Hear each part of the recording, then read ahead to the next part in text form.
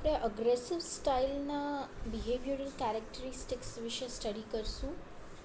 ફ્રાઇટનિંગ, threatening, loud, hostile, willing to achieve goals at expense of others, out to win, demanding, belligerent, explosive, unpredictable, intimidating અને bullying.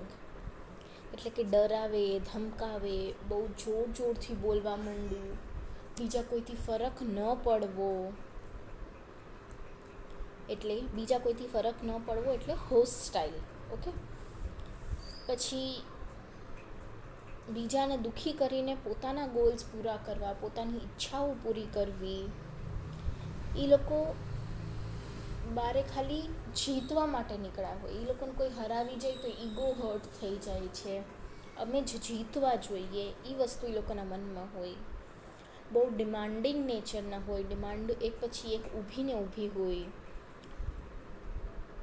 પછી બેલિજરન્ટ એટલે પણ એ જ થાય છે કે તમને બીજા કોઈથી ફરક નથી પડતો. તમે બહુ ગુસ્સામાં જલ્દી આવી જાઓ છો, શોર્ટ ટેમ્પર્ડ થઈ જાઓ છો. એક્સપ્લોઝિવ એટલે તરત બ્લાસ્ટ થઈ જાઓ છો. અનપ્રેડિક્ટેબલ એટલે કે તમારું બિહેવિયર કોઈ પ્રેડિક્ટ નથી કરી શકતું. તમે શેના ઉપર ગુસ્સે થશો અને કઈ વાતને તમે નોર્મલી લેશો. પછી બીજા લોકોને ખીજવો છો, એ લોકોની બુરાઈ કરો છો અને સારી રીતના વર્તન રાખતા નથી. પછી આપણે વાત કરવાની છે એ લોકોના નોન વર્બલ બિહેવિયરની. Voice, volume is loud. Posture, bigger than others. Gestures, big, fast, sharp or jerky. Facial expression, scowl, frown, glare. Spatial position, invade others' personal space. Try to stand over others. હવે આ લોકોનો volume જે હોય છે ખૂબ જ loud હોય છે. પોસ્ચર એ કેમ આપણે આમ બીજા ઉપર દાદાગીરી કરતા હોઈએ એવી રીતના હોય છે કે અમે તમારાથી મોટા છીએ, એવું એ લોકોનું પોસ્ચર હોય છે. આ બધું તમને ક્લાસમાં પ્રેક્ટિકલી દેખાડવામાં આવશે એટલે તમે ચિંતા નહીં કરતા. ઇનકેસ અગર થોડુંક ઓછું વધારે સમજાતું હોય તો તમને આ વસ્તુઓ દેખાડવામાં આવશે. પછી એ લોકોના જેસ્ચર્સ જે છે એ પણ મોટા, એકદમ ફટાફટ જર્કની સાથે થાય એવા જેસ્ચર્સ હોય છે. ફેસમાં હંમેશા તમને ગુસ્સો જોવા મળશે, યા મોઢું બગડેલું જોવા મળશે, યા તમારી સામે એક નજરે જોઈએ રાખશે. અને એ લોકો બીજા માણસોને પોતાની સ્પેસ નથી આપતા. એ લોકોથી આગળ પડતા થવાની ટ્રાય કરે છે. હવે આપણે જોશું એ લોકો કેવી લેંગ્વેજ યુઝ કરે છે. તો you are crazy, do it my way, you make me sick, that is just about enough out of you. Sarcasm, name calling, threatening, blaming, insulting. આ બધી જ લેંગ્વેજ જે છે એ અગ્રેસિવ સ્ટાઇલવાળાઓની છે. જે લોકોને એમ જ છે કે અમે સૌથી શ્રેષ્ઠ છીએ, અમારાથી આગળ કોઈ ન વધી શકે, અને બીજા લોકોની ફિલિંગ્સને એ લોકો મહત્ત્વ નથી આપતા, હર્ટ કરે રાખે છે. અને એ લોકોનું માનવું એવું જ હોય કે મારી રીતના જ બધી વસ્તુઓ થવી જોઈએ. લોકોને હાલતા ચાલતા ટોન્ટ મારે છે, અલગ અલગ નામથી બોલાવે છે, ધમકાવે છે, લોકોને બ્લેમ કરે છે, ઇન્સલ્ટ કરે છે. આ બધી જ લેંગ્વેજની બાબતો અગ્રેસિવ સ્ટાઇલના લોકોમાં આપણને જોવા મળે છે. પછી people on the receiving end feel, સામેવાળા વ્યક્તિને કેવું થાય? Defensive, aggressive, withdraw or fight back, uncooperative, resentful, humiliated or degraded, hurt, afraid, a loss of respect for the aggressive person. Mistakes and problems are not reported to an aggressive person in case they blow up. કે સામેવાળા વ્યક્તિને કેવું feel થાય છે? એ લોકો પોતાનો બચાવ કરવાની ટ્રાય કરે છે, યા પછી અગ્રેસિવ થઈને એ લોકો પણ ગુસ્સે થઈને કાં મેટરને જવા જ દે છે અને કાં સામી ફાઇટ કરે છે. જો સામી ફાઇટ કરે તો મેટર વધવાનો જ છે. પછી એ લોકોને એવું ફીલ થાય છે કે આ માણસ અમારી સાથે કોઓપરેટ નથી કરતો, અમને સમજતો નથી. રિઝેન્ટફુલ એટલે અમને રિસ્ટ્રિક્ટ જ કરીને રાખે છે, અમારી ઓપોઝ જ કરીને રાખે છે, અગેન્સ્ટ જ જઈ રાખે છે. હ્યુમિલિએટેડ, ઇન્સલ્ટેડ એ લોકોને ફીલ થાય છે, નીચો પાડવામાં આવ્યું હોય એવું ફીલ થાય છે. એ લોકો હર્ટ થાય છે, એનાથી ડરે પણ છે. આવા અગ્રેસિવ માણસો માટે કોઈને રિસ્પેક્ટ રહેતી નથી. અને ઘણી વખત કોઈ મિસ્ટેક યા પ્રોબ્લેમ પણ થાય તો એને જાણ કરવામાં આવતી નથી. ઇન કેસ અગર એ લોકો પાછા ગુસ્સે થઈને આપણને કાંઈ બોલી કરી દેશે તો કોણ સહન કરે. એટલે મિસ્ટેક્સ યા પ્રોબ્લેમ્સ પણ એ લોકોને કહેવામાં આવતી નથી. આ હતું તમારું અગ્રેસિવ સ્ટાઇલ વિશે. આપણે એના behavioural characteristics, non verbal behaviour, language અને people on the receiving end how they feel એ પણ આપણે સ્ટડી કર્યું. હવે આપણે જોવાની છે થર્ડ સ્ટાઇલ, જે છે passive aggressive style. This is a style in which people appear passive on the surface but are actually acting out their anger in indirect or behind the scenes ways. Prisoners of war often act in passive aggressive ways in order to deal with an overwhelming lack of power. People who behave in this manner usually feel powerless and resentful and express their feelings in subtly undermining the object of their resentments, even if this ends up sabotaging themselves. The expression "cut off your nose to spite your face" is a perfect description of passive aggressive behavior. હવે આ passive aggressive style એવી style છે જેમાં લોકો ઉપરથી તો ખૂબ જ શાંત દેખાય પણ અંદરથી ખૂબ જ ગુસ્સાવાળા હોય. Okay, it is like behind the scene, પીઠ પાછળ શું છે એ તમને નથી ખબર. અંદરથી ખૂબ ગુસ્સાવાળા હોય પણ ઉપરથી ખૂબ જ શાંત દેખાય. આવું શું કામે થાય છે? કેમ કે એ લોકો પાસે પાવર નથી બીજાને કંટ્રોલ કરવાનો. એટલે એ લોકોને ખૂબ જ પાવરફુલ નહીં પણ પાવરલેસ ફીલ થતું હોય છે અને બધા એની અગેન્સ્ટ જ છે એવું જ ફીલ થઈ રાખે છે. એ લોકો પોતાની ફિલિંગ્સ જે છે એ પછી એક્સપ્રેસ નથી કરી શકતા કેમ કે એ લોકોને એમ જ થાય છે કે બધા એની અગેન્સ્ટ જ જવાના છે અને પોતાને પછી એ લોકો હર્ટ કરી નાખે છે. આવા બિહેવિયર માટે તમને એક એક્સપ્રેશન આપવામાં આવ્યું છે બુકમાં, cut off your nose to spite your face. પોતાના જ પગે કુલ્હાડી મારવા, આપણે એવી એક કહેવત છે ને, આ સેમ કહેવતનું મિનિંગ પણ એ જ થાય છે, પોતાનું નાક પોતે જ કાપી નાખવું પોતાનું ફેસ બગાડવા માટે. પેસિવ અગ્રેસિવ બિહેવિયર માટે આ કહાવત એકદમ સૂટ કરે છે. હવે આપણે જોઈએ એના બિહેવિયરલ કેરેક્ટરિસ્ટિક્સ શું છે. ઇનડાયરેક્ટલી અગ્રેસિવ, ફરી તમને કહું છું ચિંતા કરતા નહીં, આ તમને કોલેજમાં આપણે મળશું પાછા ત્યાં તમને પ્રેક્ટિકલી દેખાડવામાં આવશે, એટલે do not worry. Behavioural characteristics જે છે એ છે indirectly aggressive, sarcastic, devious, unreliable, complaining, sulky, patronizing, gossips અને two-faced.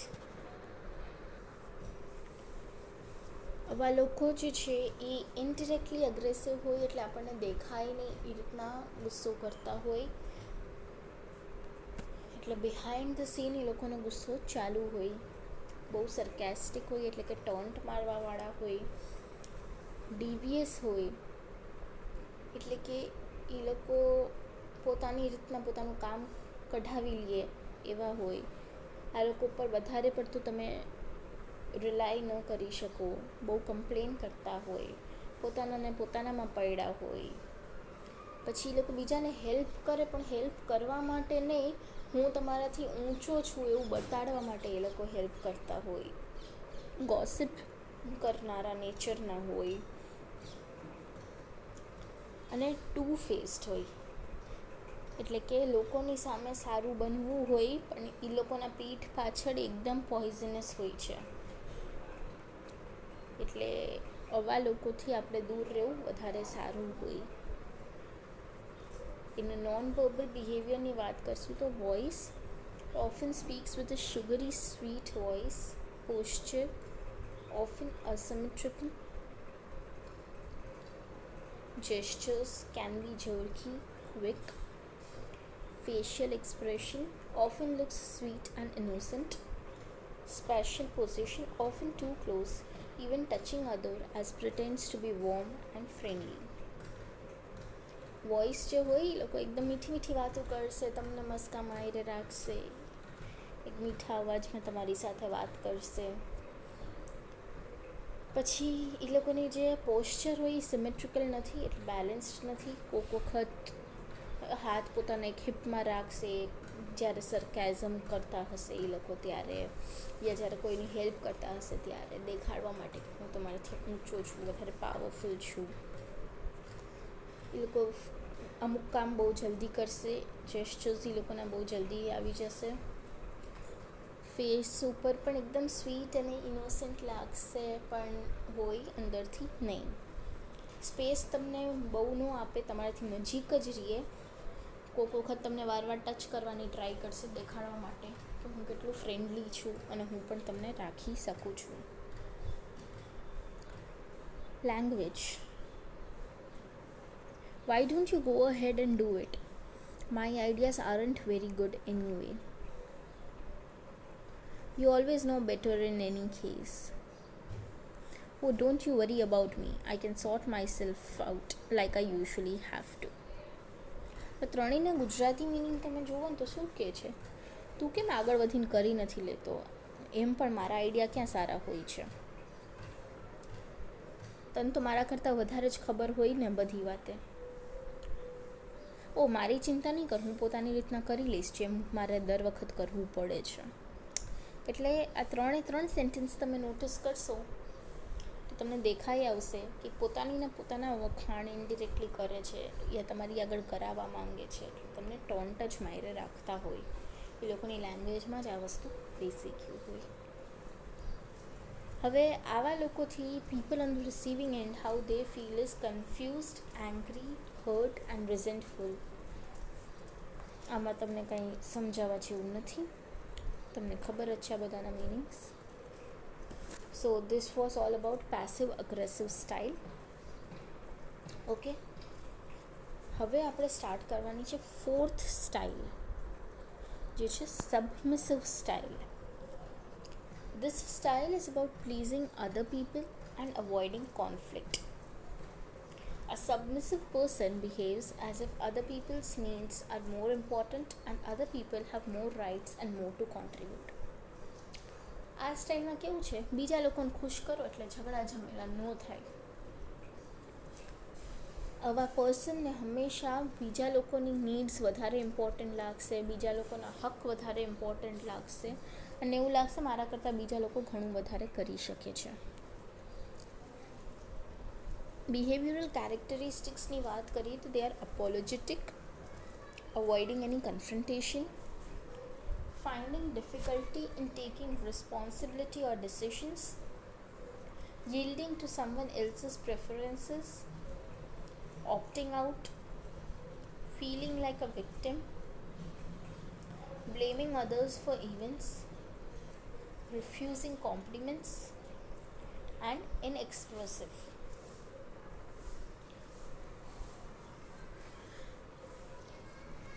અપોલોજેટિક હોય છે એટલે એ લોકોને અગર તમારી પાસે હેલ્પ પણ માંગવી હોય તો એને દુઃખ થતું હોય કે ભાઈ મેં ક્યાં હેલ્પ મારે માંગવી પડે છે, તમારો ટાઈમ બગડશે, બહુ સોરી કરી રાખે એવા લોકો.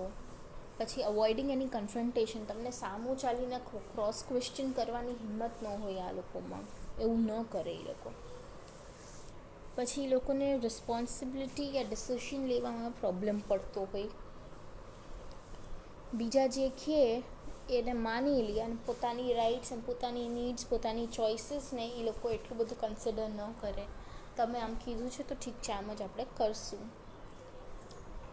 પછી અમુક વસ્તુમાંથી આપણે ઓપ્ટ આઉટ કરવાનું હોય, બહાર નીકળી જવાનું હોય, તો એમ કહેશે તમે બધા રહ્યો, હું નીકળી જાઉં છું, જગ્યા નથી તો. એટલે they will opt out themselves. એમ નહીં વિચારે કે મને પણ ઈચ્છા છે તો હું શું કામે બહાર નીકળું. બીજા લોકો માટે એ પોતે નીકળી જશે. પછી એ લોકોને વિક્ટિમ જેવું ફીલ થશે કે હંમેશા મારે જ આવું કરવું પડે છે, એવું પણ ફીલ થશે. બીજા લોકોને બ્લેમ કરતા હોય છે, કોમ્પ્લિમેન્ટ્સ લેવા તૈયાર નથી થતા, અને એ લોકોને એક્સપ્રેસ કરતાં પણ પોતાને આવડતું નથી. વાત કરશું એ લોકોના નોન વર્બલ બિહેવિયરની, તો વોઇસ એટલે કે વોલ્યુમ ખૂબ જ સોફ્ટ હોય છે. Posture makes themselves as small as possible, head down. Gestures twist and fidget. Facial expression, no eye contact. Spatial position, make themselves smaller or lower than others.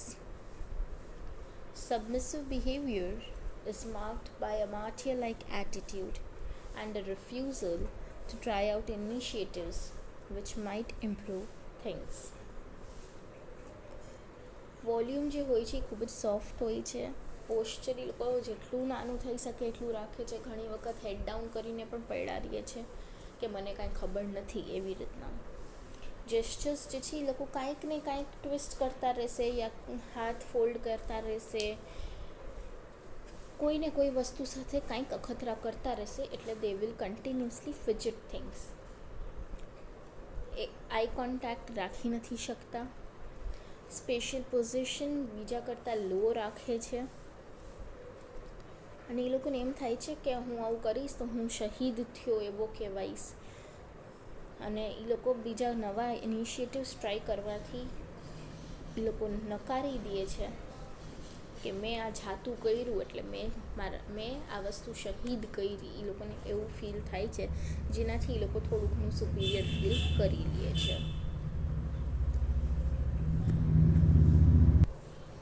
Language. Oh, it's nothing really. Oh, that's all right. I didn't want it anymore. You choose. Anything is fine.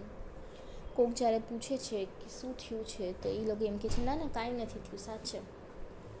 કે આ કંઈક આપવાની વાત હોય પણ પતી ગયું હોય, સપોઝ કેક તમને વધારે આપવી હોય અને પતી ગઈ હોય, તો શું કહેશે, ના ના વાંધો નહીં, મારે આમથી બીજી નહોતી જોતી. You choose. Anything is fine. તમે ચૂઝ કરી લો, ગમે તે ચાલશે. તો આવી લેંગ્વેજ જે છે એ સબમિસિવ લોકોની આવતી હોય છે. સામેવાળા લોકોને exasperated, frustrated, guilty, you don't know what you want, they can take advantage of you. Others resent the low energy surrounding the submissive person and eventually give up trying to help them because their efforts are subtly or overtly rejected.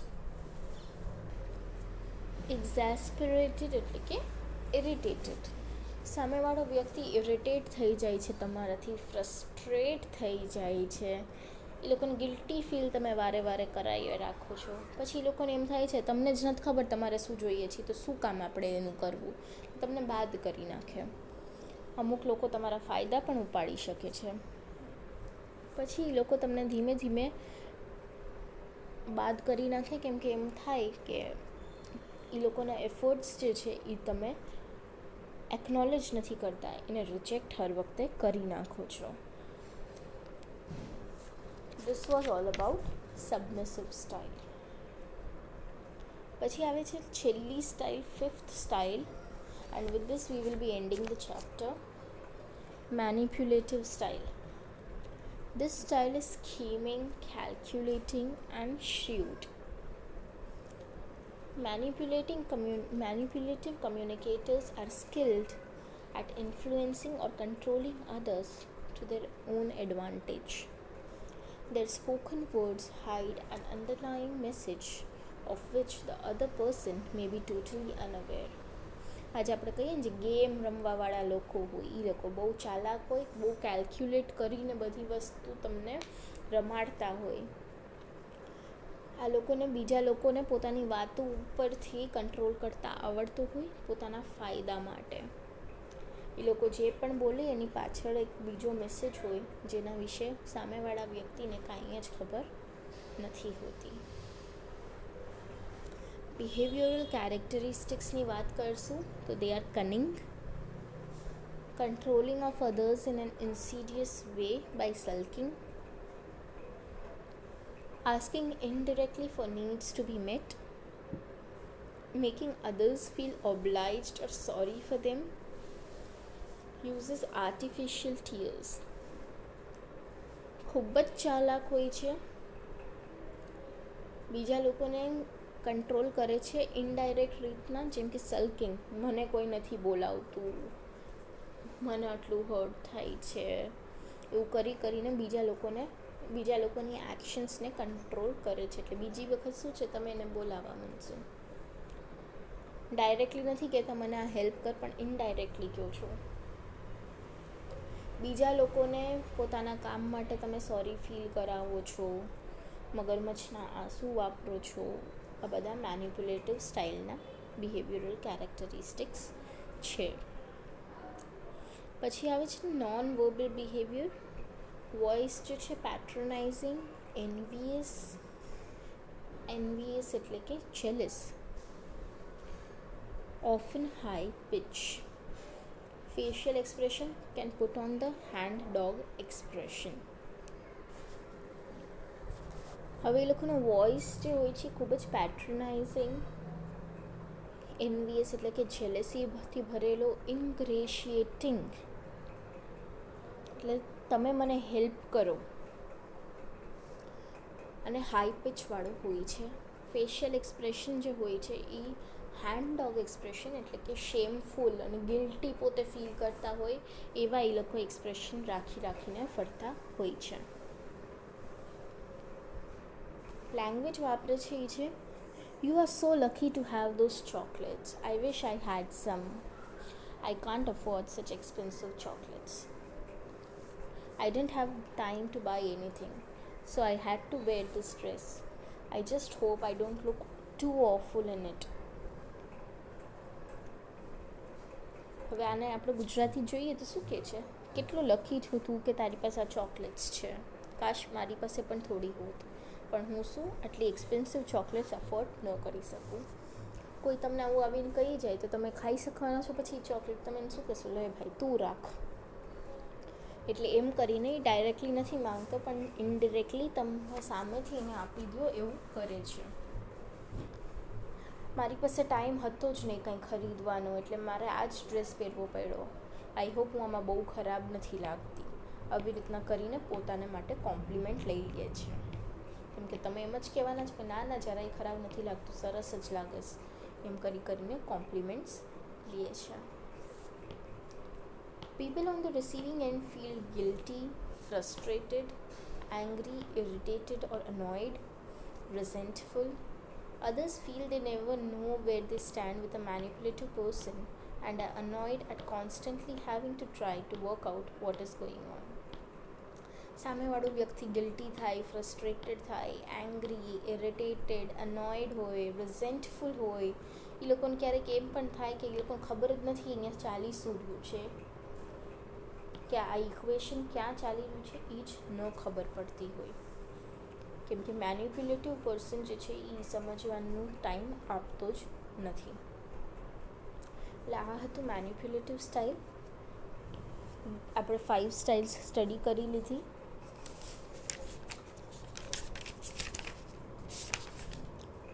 assertive style, aggressive style, passive aggressive style, submissive style અને manipulative style. With this we end the chapter. Okay. આપણે આ આખા ચેપ્ટરમાં 3 definition કરી, કોઈ 2 learn કરવાની જ. પછી આપણે એસેન્શિયલ્સ અને principles of effective oral communication કર્યા. મીડિયલ ઓફ ઓરલ કમ્યુનિકેશનમાં 2 ભાગ હતા, નોન મિકેનિકલ ચેનલ્સ અને મિકેનિકલ ચેનલ્સ. એ બધા આપણે ડિટેલમાં કર્યા. એડવાન્ટેજીસ અને ડિસએડવાન્ટેજીસ ઓફ ઓરલ કમ્યુનિકેશન જોયું, અને પછી આપણે આ 5 સ્ટાઇલ્સ સ્ટડી કરી. સ્ટાઇલ્સના વિડીયોઝ તમને દેખાડવામાં આવશે યા પ્રેક્ટિકલી ક્લાસમાં કરાવવામાં આવશે. સો ડુ નોટ વરી. અત્યારે આપણે એટલે જ બહુ ડિટેલમાં નથી કે કેમ કે આપણે આનું ડિસ્કશન કરવાનું રહેશે. Okay, so next session we will start with a new chapter. See you.